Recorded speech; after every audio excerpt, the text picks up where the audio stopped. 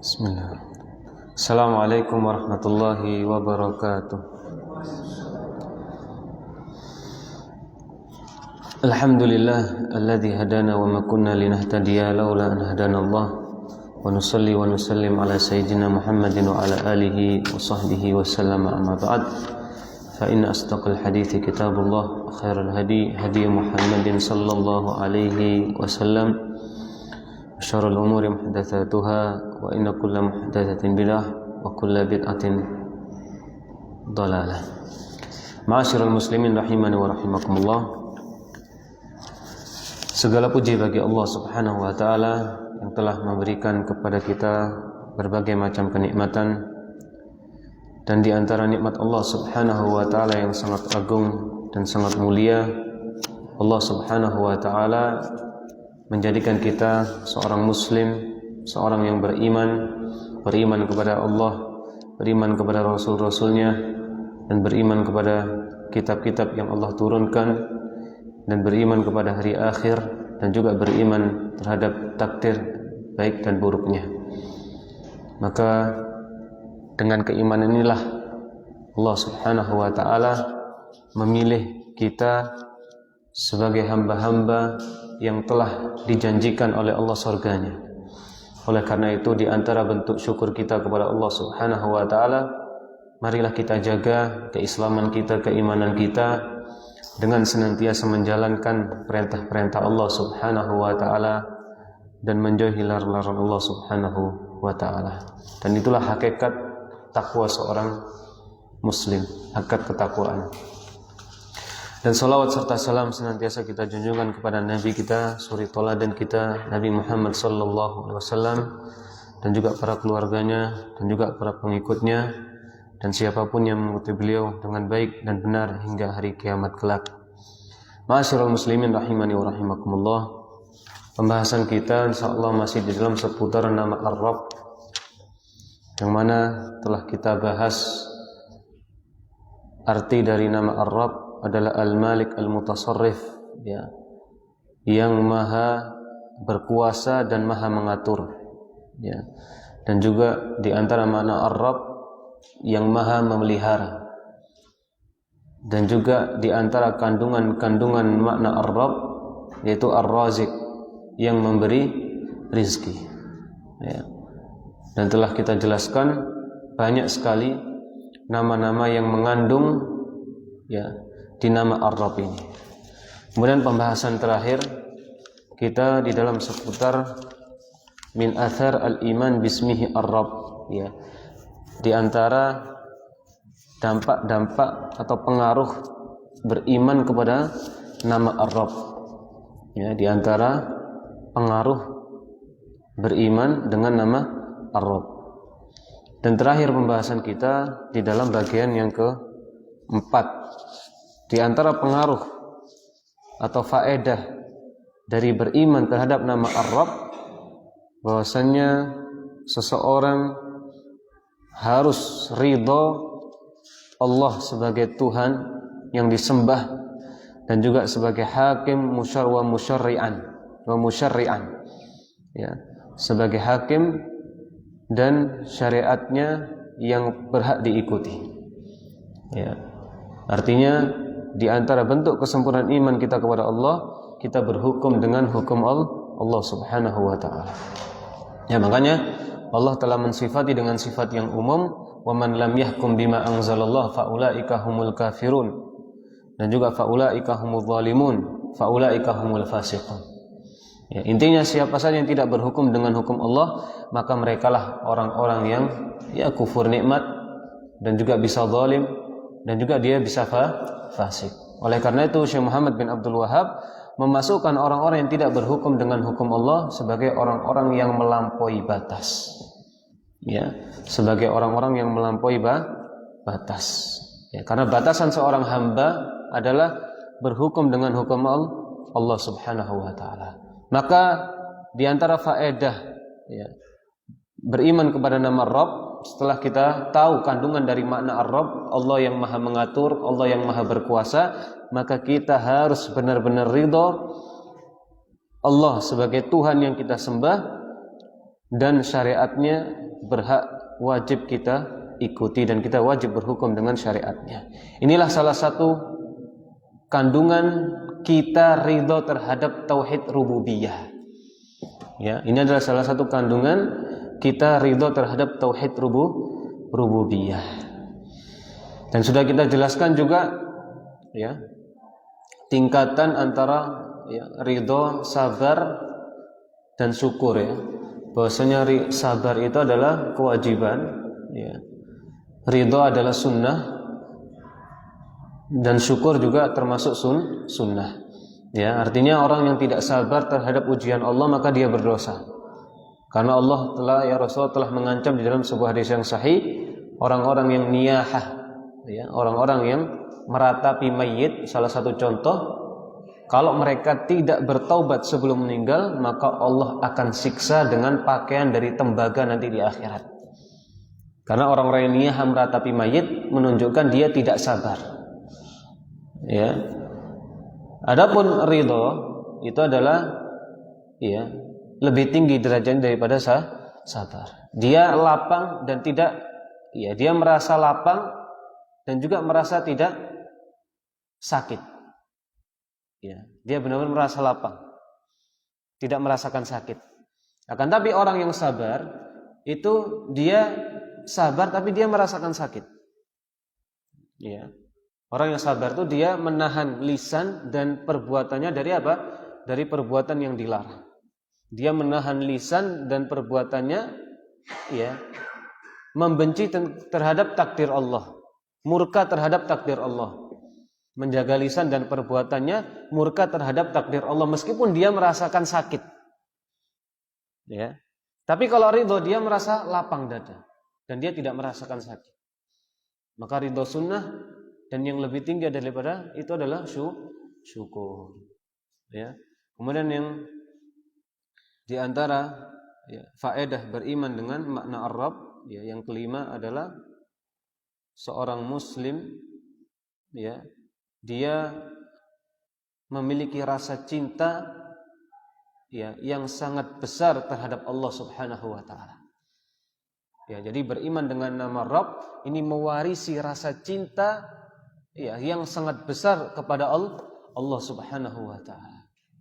Ya, ketika dia paham ya bahwasanya Ar-Rabb dialah yang Maha mengatur, dialah yang Maha memberi rezeki, ya. Dialah ya yang mengatur semua urusan manusia, maka ketika kita paham tentang makna itu, maka kita memiliki rasa cinta yang sangat besar atau tumbuh rasa cinta yang sangat besar terhadap Allah Subhanahu wa taala. Ya. Dan kata beliau di sini wa hubbu man yuhibbuhu wa man yuhabbuhu. Dan kita mencintai siapa saja yang dia cintai, apa saja yang Allah cintai dan siapa saja yang dia cintai. Dan kita membenci apa saja yang Allah benci dan siapa saja yang Allah benci. Ya, jadi di antara kesempurnaan keimanan kita terhadap Allah atau terhadap nama-nama Allah Subhanahu wa taala, ya di antaranya adalah kita membenci siapa yang Allah benci dan apa saja yang Allah benci, dan kita mencintai apa yang Allah cintai dan siapa yang Allah cintai. Makanya Rasulullah mengingatkan kepada kita dalam hadis sahih, man adali waliyan faqad adantuhu bil harb. Ya. Barang siapa yang memusuhi wali-wali Allah Subhanahu wa taala, maka aku umumkan perang terhadapnya. Jadi yang memusuhi wali-wali Allah, ya, karena kita diperintahkan untuk mencintai wali-wali Allah. Ya. Siapa wali-wali Allah?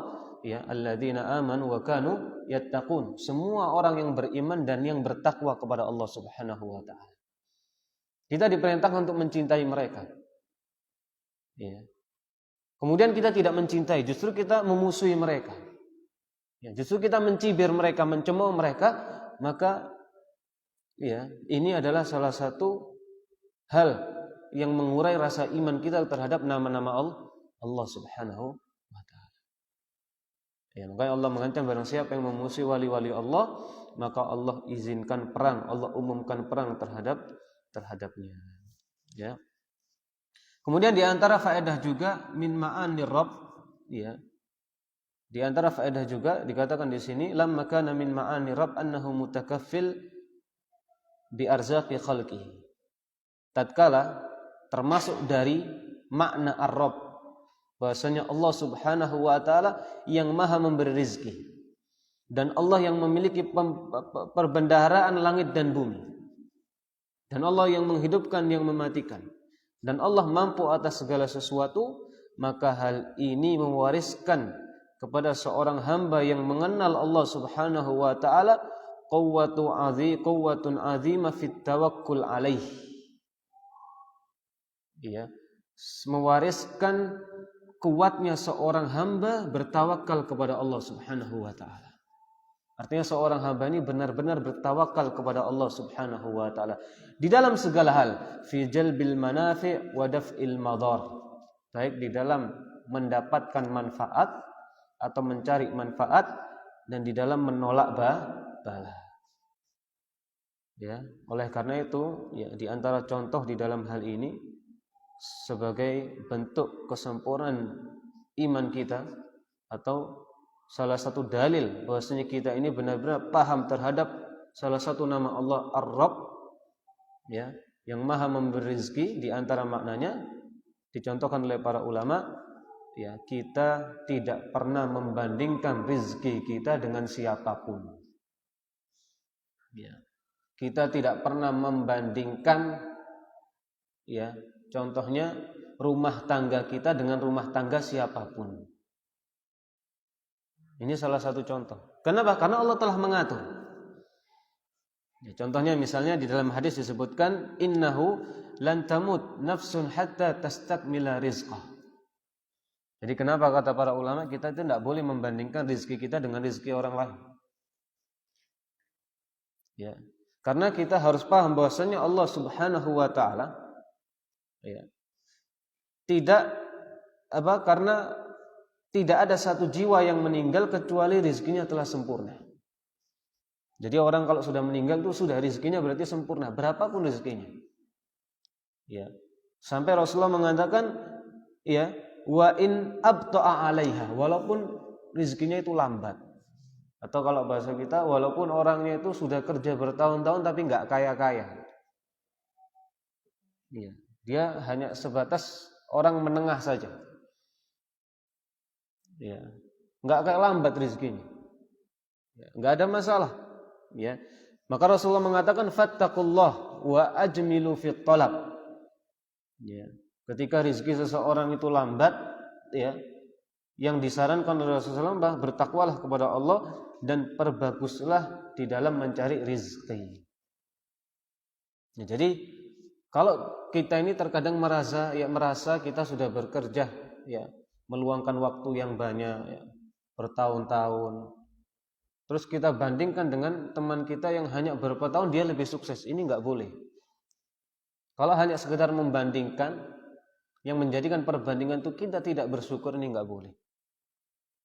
Tapi kalau kita menjadikan itu sebagai motivasi, sebagai wa ajmilu fi talab, perbaiki cara kita mencari rezeki. Nanti akan disebutkan bagaimana cara kita mencari rezeki dengan baik. Ya, perbaiki. Wa ajmilu fi talab, ya perbaiki cara mencari rezeki. Mungkin kurang profesional mencari rezekinya. Ya, mungkin masih ada rasa malas. Ya. Kemudian Rasulullah mengatakan, wala yahmilannakum istibta'ar rizq an ta'khuduhu bi maksiatillah. Jangan sampai lambatnya rezeki menjadikan kita bermaksiat kepada Allah. Merasa rezekinya lambat, bertahun-tahun kerja, rezekinya segitu aja, kemudian dia mencari jalan alternatif, nyuri. Nyuri dah lebih, ya. Semalam bisa dapat 1 juta misalnya. Semalam bisa dapat 2 juta, 3 juta, tapi nyuri. Kenapa? Karena merasa saya kerja dari pagi sampai malam kok hasilnya cuma 100, 200 ribu. Merasa lambat. Sedangkan teman saya yang di sana bekerja hanya 2 jam, 3 jam, rezekinya 1 juta misalnya. Ya, akhirnya dia membandingkan apa? Menjadikan dia tidak bersyukur kepada Allah Subhanahu wa taala. Ya, padahal makanya nggak boleh kita membandingkan rezeki dalam rangka apa? syukur kita kepada Allah. Ya, membandingkan rezeki dalam rangka apa? Kita tidak bersyukur kepada Allah Subhanahu wa taala. Ya sudah, berarti intinya kita harus paham ya bahwasanya jiwa itu tidak akan meninggal sampai rezekinya sempurna, walaupun lambat. Ya, dan Rasulullah telah berwasiat jangan sampai lambatnya rezeki menjadikan kalian bermaksiat ya. Fa innallaha la yunalu ma indahu illa bitta'ah. Karena apa yang ada di sisi Allah tidak akan didapatkan kecuali dengan ketaatan kepada Allah Subhanahu wa taala. Kita ingin mendapatkan rezeki yang halal ya dengan taat, bukan dengan melakukan yang haram. Maka di sini ya ada hadis ini menerangkan ada dua faedah untuk ya walaupun lambat kita tetap untuk diperintahkan untuk mencari rezeki yang halal. Ya. Walaupun rezeki itu lambat, tetap kita harus berusaha mencari rezeki yang halal. Ya. Dan juga faedahnya ya bahwasanya ya ketentuan rezeki itu ya atau sempitnya rezeki itu bukan karena seseorang tidak mau bekerja. Ya, makanya waktu enggak menjamin banyaknya rezeki. Ijazah enggak menjamin banyaknya rezeki. Profesi enggak menjamin banyaknya rezeki. Ya. Enggak ada yang menjamin. Ya ada toko yang buka 24 jam. Ya tapi kita lihat ya ada orang yang hanya ke kantor 2 jam lebih kaya. Macam-macam. Ada orang yang kerjanya di malam hari. Tapi kerjanya di pagi hari hanya sekitar 3-4 jam dia lebih kaya. Ya. Para kuli bangunan kerja dengan tenaga yang luar biasa, dengan keringat istilahnya. Tapi gajinya tidak lebih besar daripada orang yang hanya main laptop, duduk di kantor. Ya, jadi profesi itu apapun profesinya, baik dia ya, memiliki jabatan, memiliki nilai yang bagus, apapun tidak menjamin rizki. Ya maka karena itu Allah mengatakan wa fis sama'i rizqukum wa ma tu'adun. Rizki kita itu ada di langit. Jadi kita disuruh meminta kepada Allah Subhanahu wa taala wa ajmilu fi talab, perbaiki cara kita mencari rizki. Ya, makanya di antara kesempurnaan iman kita kepada Allah dan di antara dalil kalau kita paham salah satu nama Ar-Rabb yang di antara maknanya adalah Allah Maha memberi rezeki, maka kita ya benar-benar bertawakal kepada Allah Subhanahu wa taala di dalam segala hal, mendapatkan manfaat dan juga di dalam ya menolak bala. Ya. Baik. Kemudian wa fi tasrifi jami'i umurihi fala yata'allaqu illa billahi ta'ala wa la yarju illa huwa. Dan itu harus di segala urusan. Ya. Dan itu harus di segala urusan, di semua hal. Di semua hal kita harus benar-benar bertawakal kepada Allah Subhanahu wa taala. Oleh karena itu Rasulullah mengingatkan kepada kita di dalam hadis yang sahih ya, hadis yang berkaitan tentang akidah. Rasulullah bersabda, "Man ta'allaqa tamimatan fala atammallahu lahu." Ini salah satu contoh kita wajib menggantungkan semua urusan kita kepada Allah. Wajib kita bertawakal semurni-murninya kepada Allah di dalam segala urusan, baik di dalam mencari rezeki itu, baik di dalam menjalankan rumah tangga misalnya, baik kita menjalankan aktivitas apapun. Makanya sampai Rasulullah mengingatkan man ta'allaqa tamimatan, barang siapa yang memakai jimat.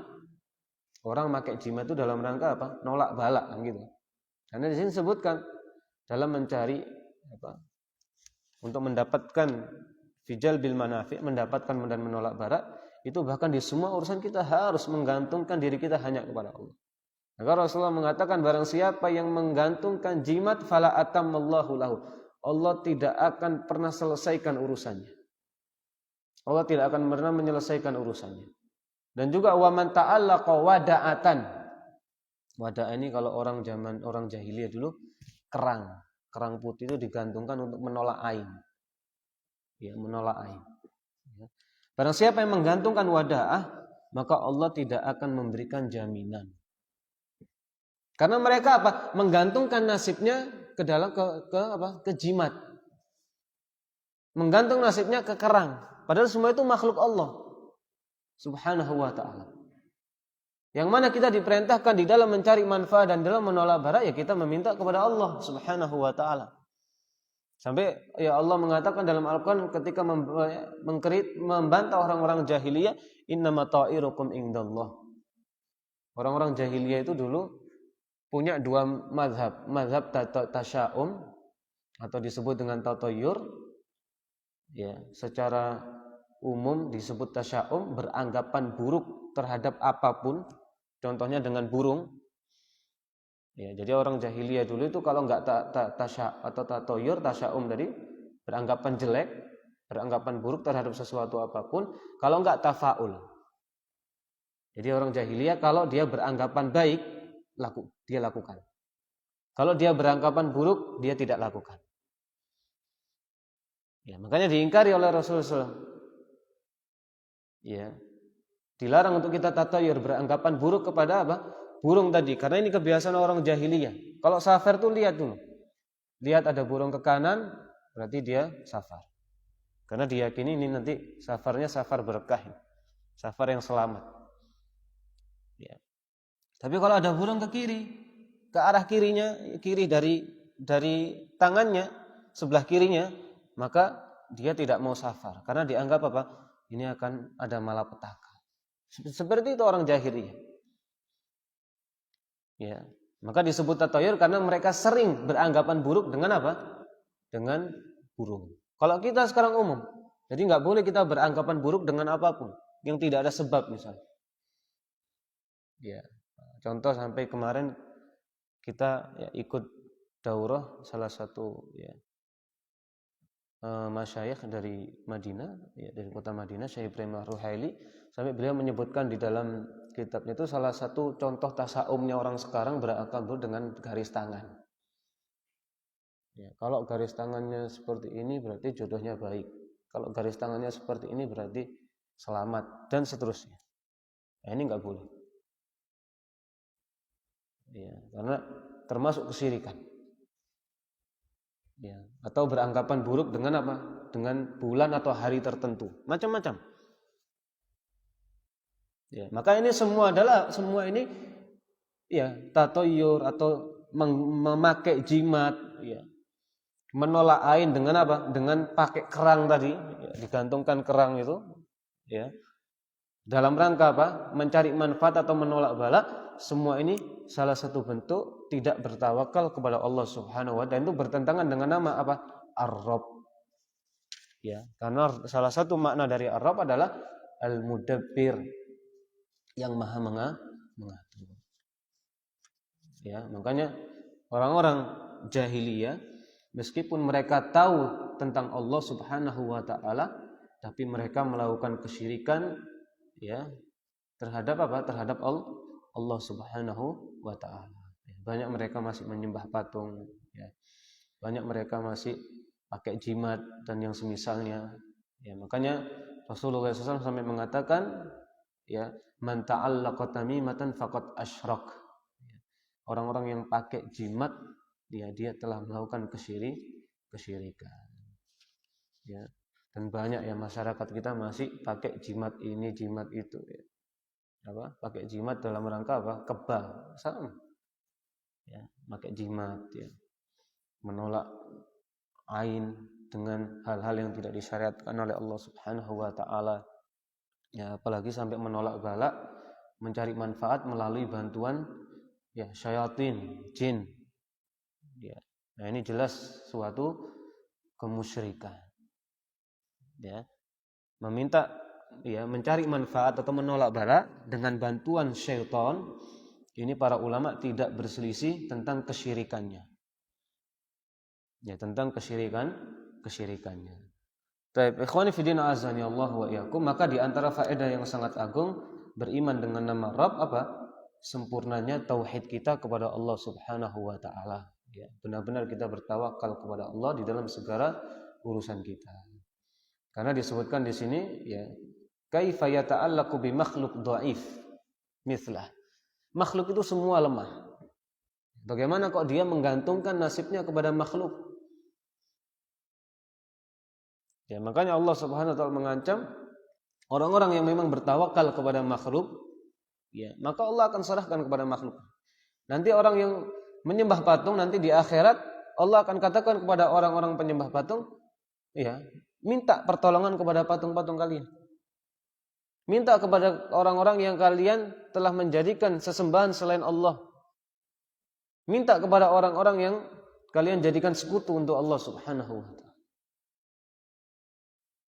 Ya. Ya, makanya Rasulullah mengingatkan, ya, barang siapa yang menggantungkan nasibnya kepada sesuatu tersebut, maka Allah akan gantungkan nasibnya terhadap sesuatu tersebut. Ya, makanya terkadang kenapa kok sampai banyak orang yang tasya'um, ya, tatayur tasya'um itu terjadi. Kenapa? Karena innallaha fi dhanni 'abdihi. Allah itu berada di prasangka hambanya. Kalau hamba memiliki prasangka baik dan buruk terhadap makhluk, ya sudah Allah serahkan kepada makhluk tadi. Allah akan biarkan. Ya, karena innallaha fi dhanni 'abdihi. Allah berada di prasangka hambanya. Maka Rasulullah ingkari, ya, tentang tatayur tadi, akan tapi Rasulullah menyintai al-fa'lu. Apa al-fa'lu? Al-kalimatut thayyibah.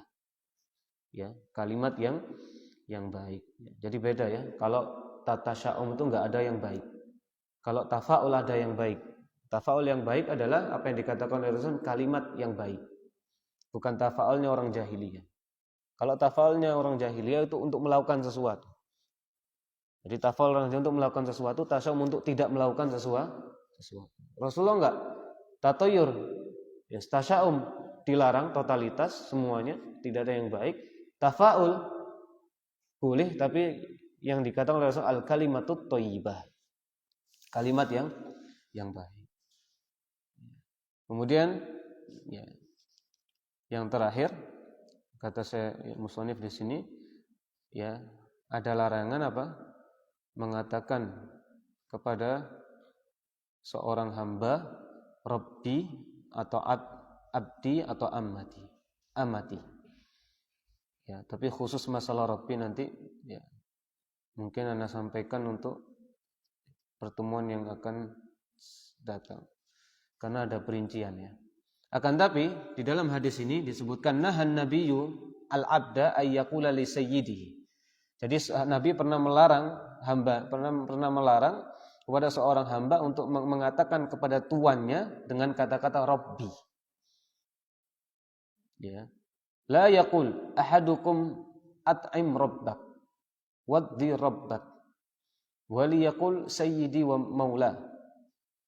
Ya, jangan seorang di antara kalian memerintahkan kepada hamba saya untuk mengatakan, ya, hidangkanlah makanan untuk tuanmu.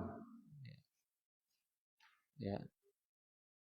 Jadi diganti dengan kalimat sayyid. Sebenarnya kalimat sayyid dan Rabbi itu secara bahasa artinya sama tuan. Tapi kata para ulama, larangan di sini dalam rangka ta'zimun lillah, mengagungkan Allah Subhanahu wa taala. Ya. Dan juga yang dilarang di sini abdi wa amati. Ya, seorang hamba untuk mengatakan hambaku dan, ya, budak perempuanku. Ya. Hambaku, ya, atau budak perempuanku. Ya, perkataan abdi, ya, di sini ada perinciannya. Abdi, abdun, hamba. Atau kalau secara bahasa bisa diartikan dengan budak. Ya. Tapi kalau kita mengatakan ini budakku dari secara khabar nggak ada masalah. Ya. Kalau kita mengatakan si fulan ini budakku, abdi tadi, itu kita mengkhabarkan kepada seseorang nggak ada masalah. Tapi yang dilarang adalah dalam rangka babun nida, kita memanggil. Ya, misalnya kita punya budak terus kita panggil ya abdi, ini nggak boleh. Wahai hambaku, atau wahai budakku, ini yang nggak boleh. Kenapa? Karena ini, menyerupai lafaz di dalam hadis ketika Allah mengatakan ya ibadi. Dalam rangka apa? Mengagungkan Allah Subhanahu wa taala. Oleh karena itu ulama khilaf dalam hukum minimal makruh. Tidak sampai haram. Ya, minimal makruh tapi tidak sampai haram.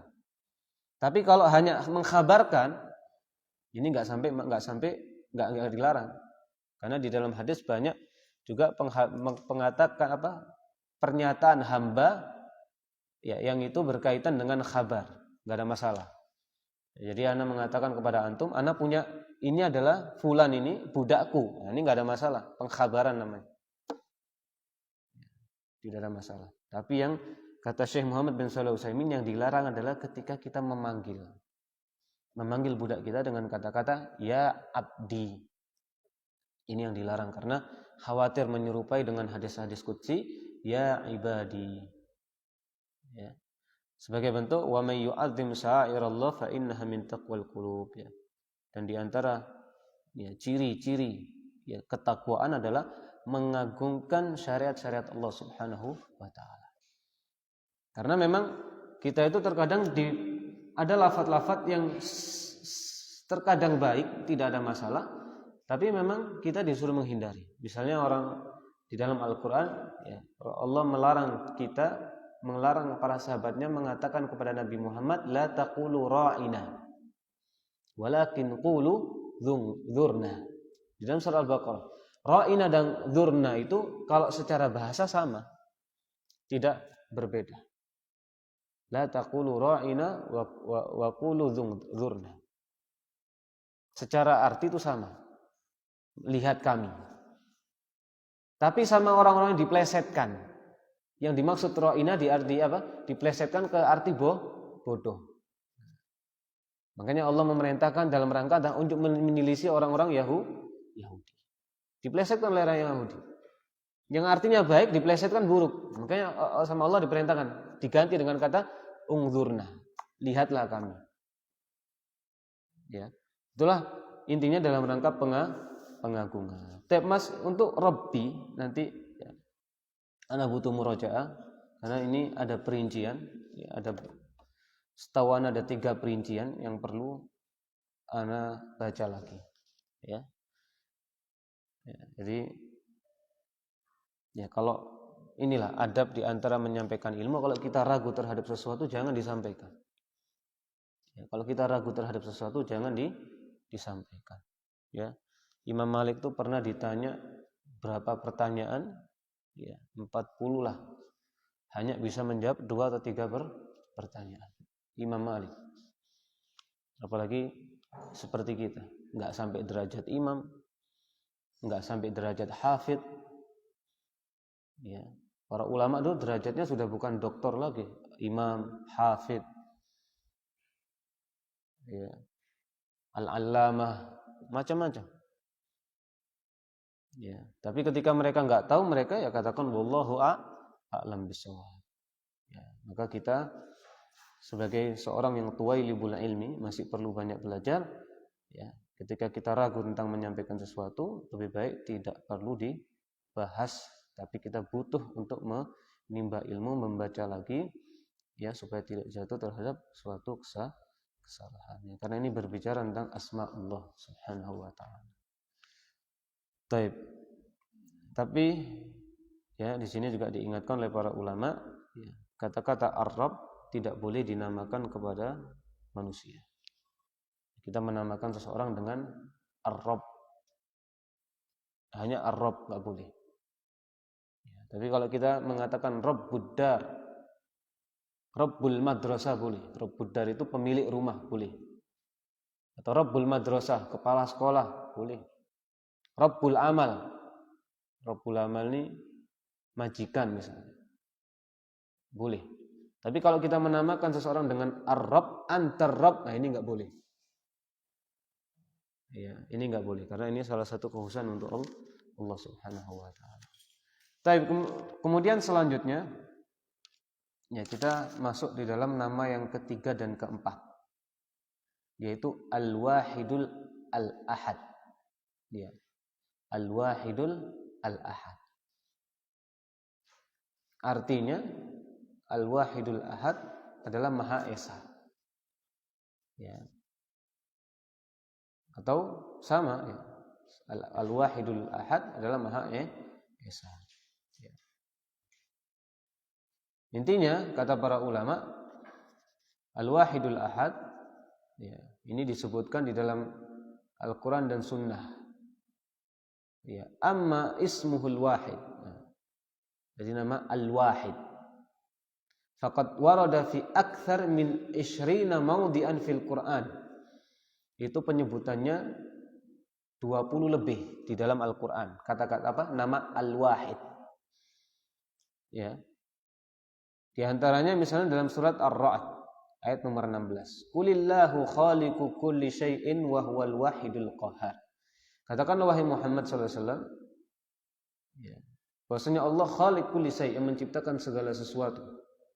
Dan Dia yang Maha Esa dan Maha Perkasa. Ya. Dan juga contohnya dalam surat An-Nahl ayat nomor 51. Wa qala Allahu la tattakhidu ilahain itsnain. Allah berfirman, janganlah kalian menjadikan dua Tuhan. Ya, akan tapi innama huwa ilahu wahid. Allah adalah Tuhan yang Maha Esa. Ya. Ini dua contoh. Kalau kita sebutkan semuanya enggak mungkin ya. Waktunya enggak cukup. Intinya penyebutan Al-Wahid, nama Al-Wahid itu 20 lebih di dalam Al-Qur'an.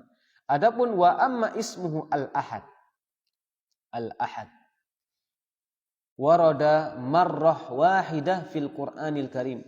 Hanya satu kali penyebutan, yaitu di dalam surat Al-Ikhlas.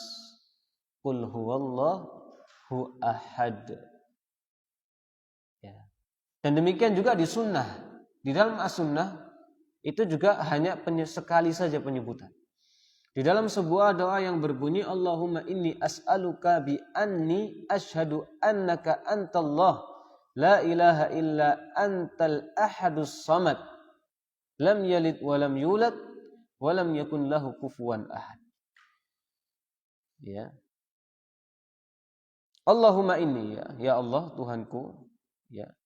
Aku memohon kepadamu, ya, memohon pertolongan, dan aku bersaksi, ya, bahwa Engkau adalah Allah, tiada Tuhan selain Engkau yang Maha Esa, tempat bergantungnya, yang tiada melahirkan dan tidak dilahirkan, dan tidak ada yang semisal dengan Allah Subhanahu wa ta'ala. Jadi penyebutan apa dari Al-Wahid, nama Allah Al-Wahid itu 20 lebih dalam Al-Quran. Penyebutan nama Al-Ahad satu di dalam Al-Quran dalam surat Al-Ikhlas, dan juga satu di dalam hadis yang sahih. Ya. Hadis di dalam sebuah hadis yang sahih. Tapi intinya Al-Wahid Al-Ahad, ya, ini kata para ulama dari sisi bahasa sama saja, menunjukkan kepada Maha Esa. Ya, ada juga yang membedakan kalau Al-Ahad itu satu-satunya. Artinya tidak ada dua, tidak ada tiga. Kalau Al-Wahid itu masih ada dua, masih ada tiga. Ya, tinggal nanti susunan katanya bagaimana. Cuman yang lebih sederhana adalah Al-Wahid dan Ahad adalah, ya, tidak ada perbedaan dari sisi bahasa.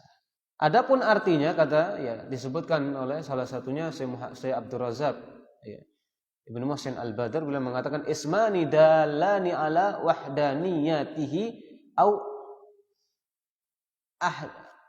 ahdaniyatihi. Intinya Al-Wahid wal Ahad, dua nama ini sama-sama menunjukkan kepada apa? Maha Esanya Allah Subhanahu wa ta'ala. Ya. Dan juga disebutkan oleh Ibnu Qayyim rahimahullahu ta'ala, beliau mengatakan Al-Ahad al-mutadammin linfiradihi birrububiyyati wal uluhiyah. Al-Ahad itu ya Maha Esa Allah di dalam apa? Rububiyah dan ilahiyah. Ya. Wa yaqul aidan nafyu likulli syarikin lidzil jalal. Bahkan Al-Ahad ini kata Ibnu Qayyim lebih umum lagi, menafikan semua sekutu bagi Allah di dalam semua hal. Artinya Al-Ahad ini lebih umum. ya, lebih umum daripada al-wahid. Sebagian mengatakan kalau al-wahid itu ya, Maha Esa di dalam zat Allah Subhanahu wa taala. Adapun ahad Maha Esa secara makna. Ya. Al-wahid Maha Esa secara zat, al-ahad Maha Esa secara makna. Oleh karena itu, ketika digabungkan disebutkan di sini wal-wahid wal-ahad huwal fardul ladzi lam yazal wahdah walam yakun ma'ahu akhar al-mutafarridu fi dzatihi wa sifatihi wa af'ali wa uluhiyatihi lam yalid wa lam yulad. Ya, ketika nama al-ahad, al-wahid dan disambingkan, maka Allah itu Maha Esa dan tidak ada sesuatu yang sama dengan Allah. Maka Allah Maha Esa di dalam apa? Zatnya dan sifatnya dan perbuatannya dan juga secara rububiyahnya dan juga secara uluhiyahnya, dan Allah tidak beranak dan juga tidak diperanakkan dan tidak ada sesuatu yang semisal dengan Allah Subhanahu wa taala. Ya, jadi ketika al-wahid al-ahad itu digabungkan maka tidak ada sekutu di dalam hal apapun, baik secara zat dan secara makna. Baik, azan dulu.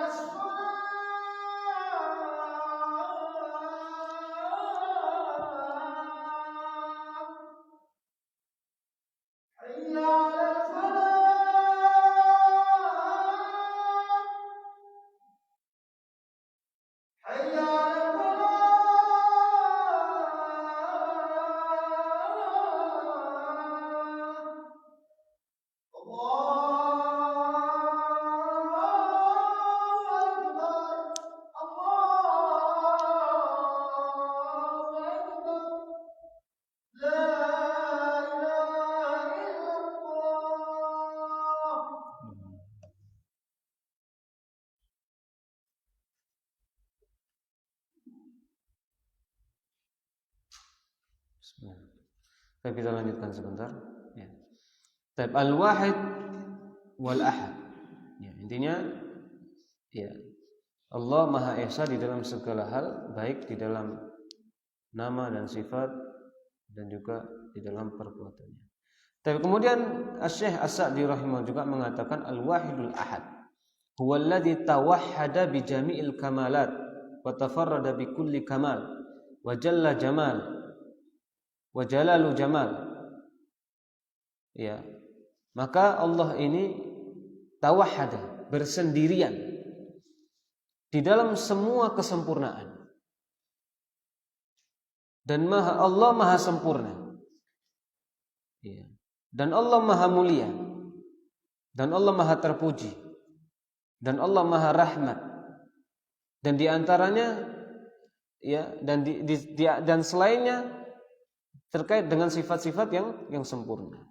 Maka falaisa lahu fiha mathil wala nadhir. Intinya Allah tidak ada permisalan dan tidak ada tandingan ya, wala munasib biwajhin minal wujud, dan tidak ada yang sepadan dari semua sisi. Ya, tidak ada yang sepadan dengan Allah, baik di dalam apa? Ya, fi hayati wa qayyumati, dalam kehidupan Allah Maha hidup. Selain Allah tidak ada yang Maha hidup. Ya. Ya, Allah Maha Qudrah, Maha berbuat, selain Allah yang tidak ada Maha berbuat. Allah Maha Agung, tidak, selain Allah tidak ada yang Maha Agung.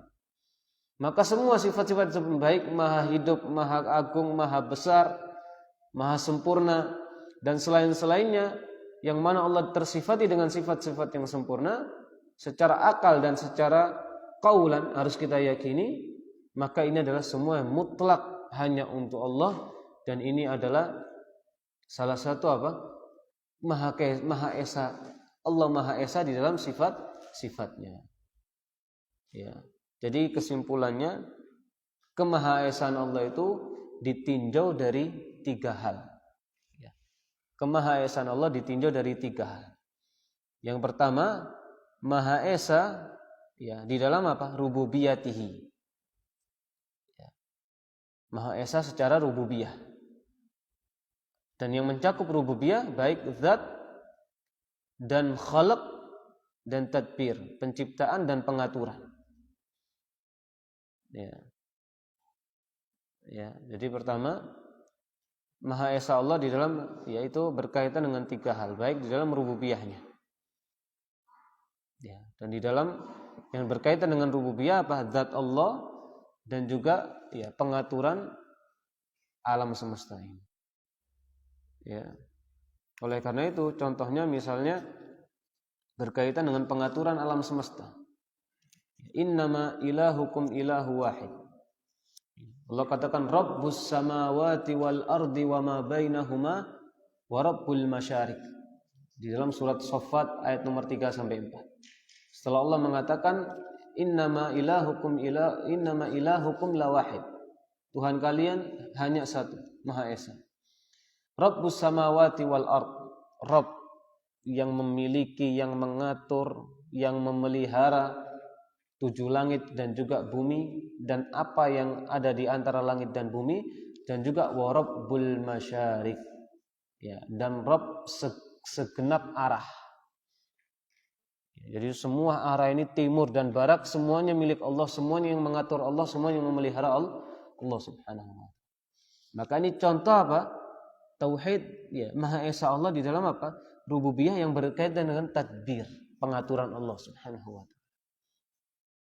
Adapun di dalam masalah zatnya, ya, contohnya Allah Subhanahu wa taala ya menekankan ya di dalam Al-Qur'an ya di dalam surat Az-Zumar ayat nomor 4 ya. Allah mengatakan lau aradallah ayyattakhidha waladan lastafa mimma yakhluqu ma yasha subhanahu huwal wahidul qahhar. Ya. Berkaitan dengan Maha Esanya Allah secara zat. Jadi Allah itu sudah satu, Maha Esa, Maha Tunggal. Allah sendiri katakan lau aradallah ayyattakhidha, kalau Allah ingin menjadikan, ingin memiliki anak, maka Allah akan pilih dari hambanya siapa yang Allah kehendaki. Ya, kalau seandainya Allah ingin memiliki anak, Allah akan pilih. Allah ingin memiliki sekutu, Allah akan pilih. Allah yang akan pilih, bukan kita yang memilih. Allah yang akan pilih. Akan tapi Allah katakan subhanahu huwal wahidul qahhar. Tapi Allah Maha Suci dan Allah Maha Tunggal dan Allah Maha Perkasa. Bahkan sampai Allah katakan di dalam surat An-Nisa ayat 171, wala taqulu thalathah. Jangan kalian katakan Allah itu trinitas. Intahu khairal lakum. Ya. Berhentilah, itu lebih baik untuk kalian. Artinya berhenti dari mengatakan Allah itu trinitas. Ya, innamallahu ilahun wahid. Allah itu Maha Esa. Ya, subhanallah ayyakuna lahu walad. Maha suci Allah. Ya, Allah ya, memiliki anak. Dan lam yalid wa lam yulad, tidak beranak dan juga tidak diperanakkan. Ya, maka jelas Maha Esanya Allah di dalam segala hal. Pertama di dalam rububiyahnya, menciptakan, mengatur. Ya. Ini harus kita yakini. Kemudian yang kedua secara uluhiyah. Ya, yang kedua secara uluhiyah. Ya. Secara uluhiyah dalil ya. Apa maksudnya secara uluhiyah? Ya kita menyembah hanya kepada Allah Subhanahu wa taala. Ya, kita menyembah hanya kepada Allah Subhanahu wa taala. Ya. Dan ini tauhid inilah, di dalam tauhid inilah yang menjadikan Rasulullah itu diusir dari apa? Arab, dia diusir dari Mekah. Ya, karena Rasulullah menyampaikan bahwasanya apa yang dilakukan oleh orang-orang kufar Quraisy salah, menyembah banyak Tuhan sedangkan Allah dalam Maha Esa di dalam semua hal. Meskipun mereka ditanya siapa yang menciptakan langit dan bumi, mereka mengatakan Allah. Tapi ternyata apa yang mereka katakan tidak berkonsekuensi terhadap perbuatan mereka menyembah hanya kepada Allah Subhanahu. Sedangkan kita ini diperintahkan meyakini, mentauhidkan Allah, mengesakan Allah di dalam semua hal tadi. Makanya kemahaesaan Allah berkait dengan 3 hal, rububiyah, uluhiyah, dan juga terakhir asma'ullah wa sifatihi. Ya, Allah Maha Esa secara rububiyah, Allah Maha Esa secara uluhiyah, dan juga Allah Maha Esa secara nama dan sifat-sifatnya. Maka semua nama Allah nama-nama yang indah. Ya, tidak ada cacat di satu sisi maupun dari semua sisi, dan juga sifat-sifat Allah sifat yang terpuji dan perbuatan Allah perbuatan yang terpuji. Ya, insyaallah pembahasan tentang uluhiyah dan asma wa sifat ya kita akan bahas pada pertemuan selanjutnya. Apakah ada pertanyaan?